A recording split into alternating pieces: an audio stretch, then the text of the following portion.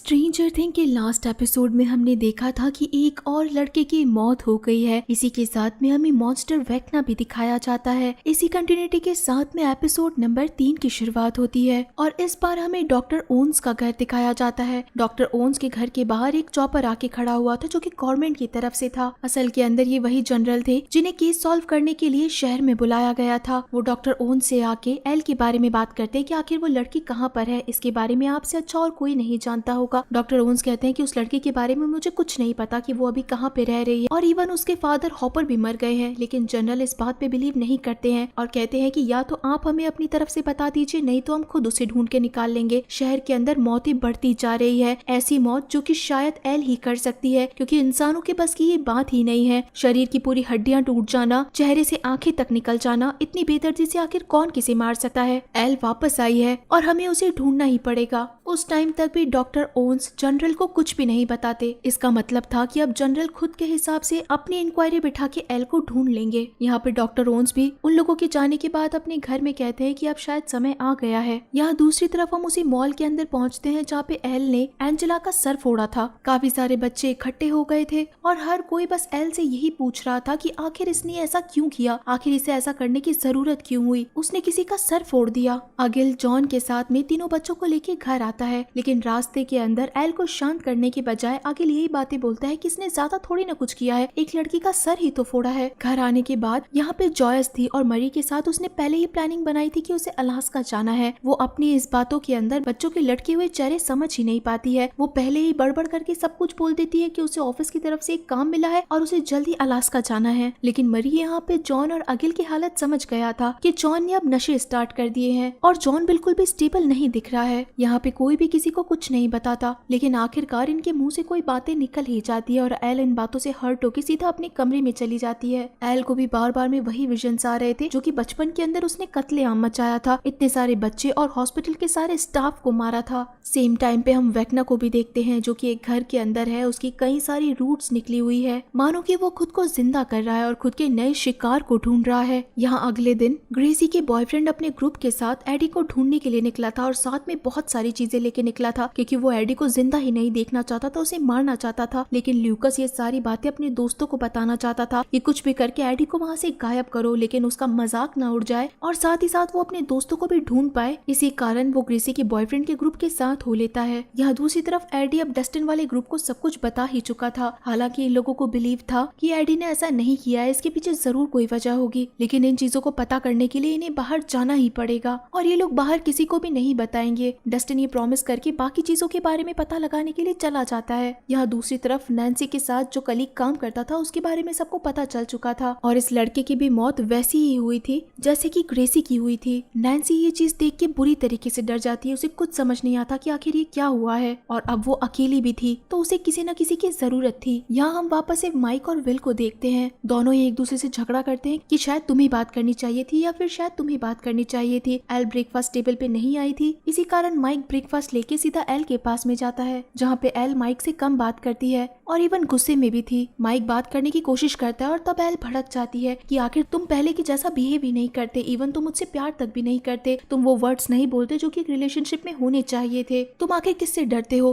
क्या तुम्हें मैं पसंद नहीं हूँ या फिर तुम्हें शर्म आती है। इन सारी बातों के चक्कर में एल माइक से झगड़ा कर लेती है और सेम टाइम पे यहाँ पुलिस भी पहुंच जाती है। गाइस इस सीन को देख के साफ पता चल रहा था कि एंजेला ने खुद के पेरेंट्स को कह के यहाँ पे पुलिस भिजवाई थी क्योंकि बच्चों में झगड़े होते रहते हैं। इसका मतलब ये नहीं है कि पुलिस आके बच्चे को जेल में ले जाए। यहाँ कॉप्स एल को अपने साथ लेके जा रहे थे और एल कुछ भी नहीं बोल पाती अपने डिफेंस में। इधर विल, माइक और जॉन सब खड़े थे और उन्हें कुछ समझ नहीं आता क्योंकि उनकी मॉम जॉयस भी यहाँ पे नहीं थी जो कि उसकी गार्डियन पेरेंट थी। बच्चे जॉयस को कॉल करने की कोशिश करते कि शायद अभी तक प्लेन नहीं उड़ा होगा, लेकिन तब तक जॉयस प्लेन के अंदर थी और नेटवर्क नहीं आने के कारण जॉयस से कोई कांटेक्ट नहीं हो पाता। जॉयस को कहीं ना कहीं डर भी लग रहा था कि ये लोग सही भी हैं या नहीं है, हॉपर जिंदा है या मर गया है, जिसने फिरौती के पैसे मांगे हैं क्या उसने झूठ तो नहीं बोला है, ऊपर से बच्चों को भी नहीं पता है। और अब बारी आती है हॉपर की। हॉपर से वही रशियन कॉप आके मिलता है। इन दोनों की प्लानिंग हमेशा से ही होती है कि अगर इन्हें बात करनी होती है तो रशियन कॉप को अमेरिकन को मारना पड़ेगा, तभी ये जाके साइड में बात कर सकते हैं, नहीं तो सभी को पता चल जाएगा कि ये रशियन अमेरिकी की मदद कर रहा है। ये रशियन हॉपर को साफ साफ समझा देता है कि तुम्हारे पास आखिरी मौका है, अगर तुम यहाँ से नहीं भागे तो तुम शायद जिंदगी में कभी नहीं भाग सकते हो। यहाँ की सिक्योरिटी बहुत टाइट है और शायद जिसने भागने की कोशिश करी है वो सीधा मरा ही है। हॉपर को मोटिवेट करने की बजाय वो डीमोटिवेट पहले करता है। तब हॉपर जॉयस के बारे में पूछता है तो ये रशियन बताता है कि तुम्हारी गर्लफ्रेंड को सब कुछ पता चल चुका है, उसने मेरे एक बंदे से बात भी कर ली है, वो पैसे लेके जल्द ही पहुंचती होगी। ये बात सुन के हॉपर को थोड़ा मोटिवेशन मिलता है और ये लोग वापस से अपने काम पे पहुंच जाते हैं। यहाँ दूसरी तरफ नैन्सी अपने बाकी दोस्तों से मिलने के लिए जाती है और बाकी इन लोगों के पास में तो पहले से ही बहुत बातें थी। नैन्सी यहाँ पे उस लड़के के बारे में बताती है जो कि उसके साथ आया था कि वो बहुत ज्यादा वियर्ड बिहेव कर रहा है। मैक्स भी कहती है कि ग्रेसी वॉशरूम के अंदर उल्टियां कर रही थी और रो रही थी बहुत जोर जोर से। आखिर इन दोनों के बीच में कॉमन क्या चीज हो सकती है। नैन्सी को भी एडी के बारे में पता चलता है कि एडी ने ग्रेसी को नहीं मारा है और वो कहीं पे छुपा हुआ है। इसी के साथ में नैन्सी एडी के अंकल से मिलके आई थी और उसके बाद उसे विक्टर की काफी सारी चीजों के बारे में पता चला था, लेकिन ये आधी आधी इन्फॉर्मेशन इन लोगों के लिए काफी नई थी। इसी कारण ये लोग अलग अलग ग्रुप बनाते हैं। अब सभी को पता करना था कि नैन्सी के कलीग और ग्रेसी के बीच में कॉमन चीज क्या थी। इसी के कारण बच्चों को लेके स्टीव स्कूल में पहुंचता है क्योंकि मैक्स को काउंसलर से बात करनी थी और वो सोच रही थी कि काउंसलर उसे बता देगी कि आखिर ग्रेसी और एडी कौन सी बातें कर रहे थे। दूसरी तरफ रॉबिन और नैन्सी ने सोचा था कि ये दोनों मिलकर लाइब्रेरी जाएंगी और विक्टर के बारे में पूरी कहानी पता करेंगी। यही सेम टाइम पे हम वेक्ना को देखते हैं जो कि खुद के अपसाइड डाउन वर्ल्ड के अंदर रह के खुद के नए शिकार को ढूंढता है और ये नया शिकार और कोई नहीं बल्कि ल्यूकस के साथ जितने भी लड़के बैठे थे उनमें से एक लड़का था और उसे कोई ना कोई प्रॉब्लम हो रही थी। ये सारे लड़के मिलके एडी के फ्रेंड्स के पास जाते हैं और उसके बाद में एडी के बारे में पूछते हैं कि बताओ आखिर एडी कहाँ पर है। हद से ज्यादा टॉर्चर करने के बाद एक लड़का बोलता है कि एडी को डस्टिन ढूंढ रहा था, डस्टिन ने हमसे पूछा था और वो बार बार एडी के बारे में ही पूछ रहा है, तो शायद हो सकता है कि उसे एडी मिल गया हो। यहाँ हम उन कॉप्स को देखते हैं जो कि एल को अलग अलग बातें पूछ रहे थे कि तुमने आखिर उस लड़की को क्यों मारा, तुम तो बहुत ज्यादा वाइल्ड हो, तुमसे तुम्हारा गुस्सा कंट्रोल नहीं होता है, तुमने छोटी मोटी बात के लिए उस लड़की का सर फोड़ दिया। एल इन सारी बातों से इतनी ज्यादा परेशान हो गई थी कि वो खुद के डिफेंस में कुछ भी नहीं कह पा रही थी। उल्टा सारा इल्जाम वो खुद के ऊपर ही ले लेती है क्योंकि वो कुछ कहती ही नहीं है। अब आखिर उसके ऊपर केस चलना शुरू हो जाता है और एल को चाइल्ड कोर्ट में ले जाया जा रहा था। तब यहाँ पर माइक, विल और जॉन आते हैं। यहाँ के काउंसलर से बात करने के बाद इन्हें पता चलता है कि बिना पेरेंट्स के एल को नहीं छोड़ा जा सकता है, या तो इनके लीगल पेरेंट्स आने चाहिए या फिर इनके रियल पेरेंट्स आने चाहिए, जो कि दोनों ही यहाँ पे नहीं थे। माइक अपने आंखों के सामने एल को पुलिस की गाड़ी में बैठ के जाता हुआ देख रहा था और वो कुछ भी नहीं कर पा रहा था। यहाँ जॉयस को भी डर लग रहा था कि क्या वो सेफली अलास्का पहुंच जाएगी। इसी के साथ में हॉपर का टाइम था कि अब उसको अपनी हथकड़ी थोड़ी सी लूज करवानी थी। इसी के कारण वो रशिया के एक आदमी से थोड़ी थोड़ी रशियन बोल के उसे समझाता है कि आज वो उसके साथ एक ब्रेड की डील करेगा अगर वो उसके पैर पे जोर जोर से मारेगा। इस रशियन बंदे को तो ब्रेड से मतलब था, लेकिन वो लालची भी था। इसी कारण वो हॉपर का पूरा खाना मांग लेता है। हॉपर अपने खाने के बदले अपनी ही चेन तोड़वाता है। चेन पूरी न टूटे, सिर्फ कच्ची हो, इसी का ध्यान रखने के चक्कर में हॉपर के पैर पे भी बहुत बुरी तरीके से लगती है, उसकी हड्डी तक भी टूट जाती है, लेकिन फिर भी हॉपर चिल्लाता तक नहीं है। यहाँ नैन्सी और रॉबिन लाइब्रेरी पहुंचते हैं और लाइब्रेरी पहुंचने के बाद में विक्टर का केस जिस साल में हुआ उसी साल के न्यूज़पेपर सेक्शन में जाने के लिए बोलते हैं। यहाँ मैक्स अपने स्कूल के काउंसलर के पास पहुंचती है, जबकि उस टाइम पे वीकेंड था।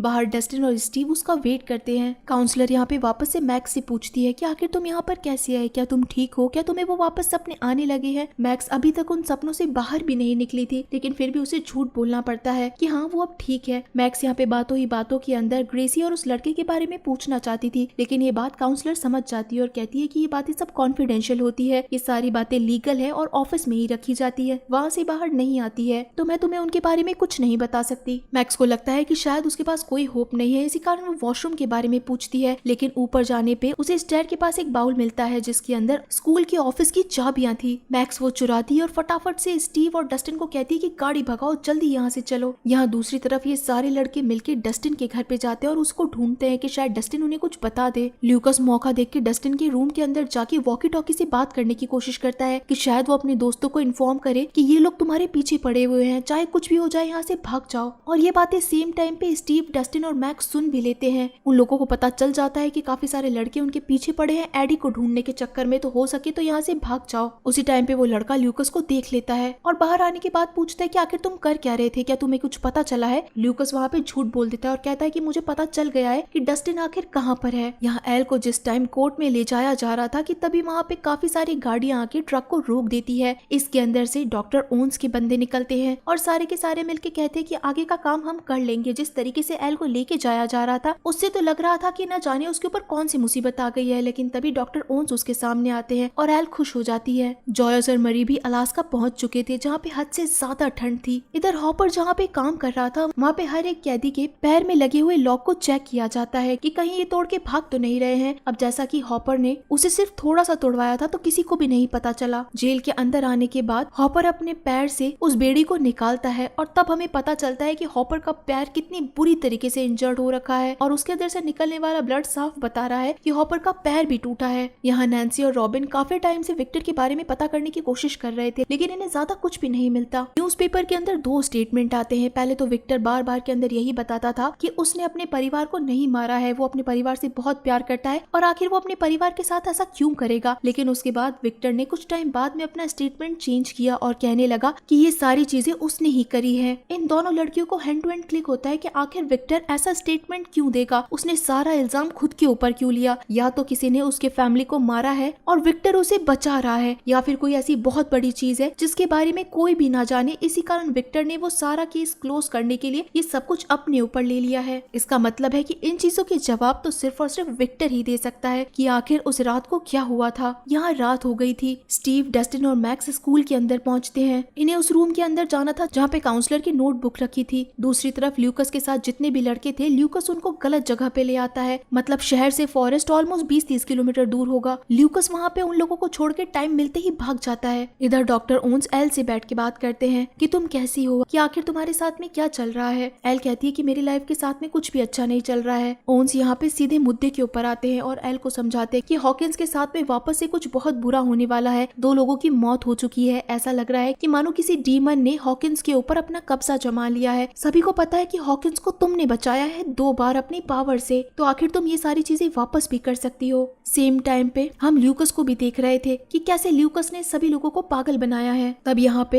एल भी कहती है डॉक्टर ओन्स से कि अब उसके पास उसकी पावर्स ही नहीं है, वो आखिर क्या कर पाएगी। तब डॉक्टर ओन्स समझाते हैं कि इसमें तुम्हें कुछ भी नहीं करना है। हमें पता है कि तुम्हारी पावर्स वापस चली गई है, लेकिन इन पावर्स को लाया भी जा सकता है। मेरे पास एक ऐसा प्रोग्राम है जिससे कि तुम्हारी पावर्स वापस आ जाएंगी। तुम्हें अगर मुझ पे बिलीव है तो तुम मेरे साथ चलो। क्या तुम नहीं चाहती कि तुम्हारे पास तुम्हारी पावर्स वापस आ जाए और हॉकिंस बिल्कुल ठीक हो जाए। एल के दिमाग में भी काफी सारी चीजें चल रही थी। वो भी लोगों को बस बर्दाश्त ही करती जा रही थी जो लोग उसे बुली कर रहे थे। एल को अपनी पावर्स चाहिए थी, इसी कारण वो डॉक्टर ओन्स को हाँ कर देती है। डॉक्टर ओन्स लेकिन फिर भी एल को ऑप्शंस देते हैं कि अगर तुम चाहो तो तुम नहीं भी जा सकती हो, तुम हमें मना कर सकती हो, हम कोई दूसरा रास्ता सोच लेंगे। और इसी टाइम यहाँ पे मैक्स काउंसलर के रूम में पहुंच जाती है और वो बुक्स को पढ़ना स्टार्ट करती है, जहाँ पर उसे ग्रेसी के साथ में नैन्सी के कलीग की फाइल भी मिलती है। उन दोनों के सिम्टम्स ऑलमोस्ट सेम थे कि वो दोनों परेशान रहने लगे हैं, उन दोनों को सपने आते हैं, उन दोनों के नाक में से ब्लड निकलता है, उन दोनों के सर में दर्द होता है। और मैक्स यहाँ पे खुद को पूरी तरीके से कनेक्ट कर पा रही थी क्योंकि ये सिम्टम लास्ट वीक से मैक्स के साथ में भी हो रहे थे। उसके नोज में से ब्लड निकलना, सर में काफी ज्यादा दर्द होना, पुराने विजन्स आना, और मैक्स इसी बात से डर चुकी थी कि कहीं अगली शिकार वो तो नहीं है। डॉक्टर ओन्स यहाँ पे एल को ये भी कहते हैं कि तुम्हें इन सारी चीजों के साथ में एक चीज का और ध्यान रखना है, तुम किसी भी फैमिली मेंबर से नहीं मिल सकती हो जब तक कि ये सारा प्रोग्राम पूरा ना हो जाए। तुम्हारे पूरे फैमिली मेंबर को सेफ रखा जाएगा, तुम उसकी टेंशन मत लो। अगर तुम्हें आखिरी बार किसी से बात करनी है तो तुम कह सकती हो। यहाँ हम जॉन, माइक और विल को देखते हैं जिनके घर के बाहर पुलिस वाले आए थे क्योंकि एल को तो डॉक्टर ओन्स ले जाते हैं, लेकिन इन लोगों की सेफ्टी के लिए यहाँ पर गार्ड्स को रखा जाता है कि कभी भी किसी भी टाइम इनके ऊपर अगर कोई हमला हो गया तो गार्ड्स इनकी हेल्प करेंगे। हम मैक्स को देखते हैं जो कि उस रूम से बाहर आती है। वो बुरी तरीके से डरी हुई थी और असल के अंदर एक विजन के अंदर भी जाने लगती है क्योंकि उसके बिल्कुल सामने एक दीवार के ऊपर घड़ी लटक रही थी। वही घड़ी जो कि ग्रेसी को दिखी थी, वही घड़ी जो कि उस लड़के को दिखी थी, और वही घड़ी अब मैक्स को भी दिखाई दे रही थी। इसका मतलब है कि वेक्ना का अगला शिकार मैक्स है। और इसी के साथ गाइस ये शानदार एपिसोड यहीं पे खत्म हो जाता है। तो चलिए फिर मिलते हैं आप सभी लोगों से अगले एपिसोड में। तब तक के लिए टाटा।